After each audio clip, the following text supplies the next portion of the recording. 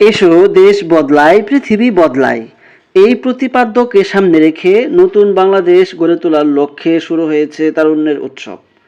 যুব ও ক্রীড়া মন্ত্রণালয় ঘোষিত কর্মসূচির অংশ হিসেবে 30 ডিসেম্বর থেকে তারুণ্যের উৎসবের কর্মসূচি সারা দেশে শুরু হয়েছে। এই কর্মসূচি চলবে আগামী 19 ফেব্রুয়ারি 2025 খ্রিস্টাব্দ পর্যন্ত। তারুণ্যের শক্তি, আবেগ এবং উদ্যোগী চেতনায় সমৃদ্ধ এই বাংলাদেশকে পরিবর্তনের পথে এগিয়ে যেতে বিপিএল অর্থাৎ বাংলাদেশ প্রিমিয়ার লিগের সহযোগিতায় তারুণ্যের উৎসব 2025 উদযাপন করা হয়।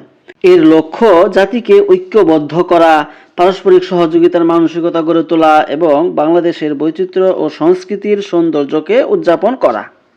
তো এই উদ্দেশ্যেই 5 ফেব্রুয়ারি 2025 হাজী কাশেম আলী মহিলা ডিগ্রি কলেজের অধ্যক্ষ জনাব এখলাসুর রহমান জুয়েল স্যারের নির্দেশনা অনুসারে তারুণ্যের উৎসব 2025 উদযাপনের অংশ হিসেবে র্যালির আয়োজন করা হয় এবং উক্ত র্যালিতে কলেজের সকল শিক্ষার্থীরা অংশগ্রহণ করে।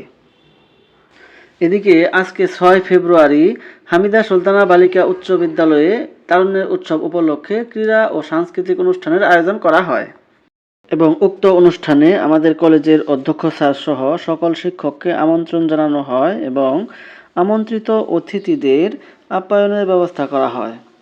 আপ্যায়ন শেষে আমন্ত্রিত অতিথিদেরকে উপহার প্রদান করা হয়।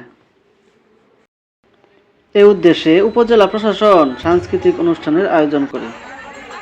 উক্ত সাংস্কৃতিক অনুষ্ঠানে মুক্তাগাছা উপজেলার বিভিন্ন স্কুল কলেজের শিক্ষার্থীরা অংশগ্রহণ করে।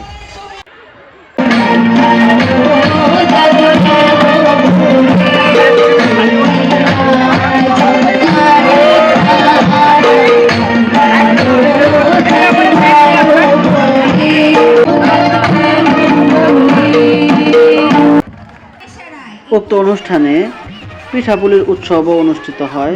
আমরা অনেকগুলো পিঠা স্টল ঘুরে ঘুরে দেখলাম। এখানে বিভিন্ন রকমের পিঠা দেখতে পাচ্ছি, হস্তশিল্পের স্টল, জামদানি শাড়ি ও বিভিন্ন কাপড়ের স্টল।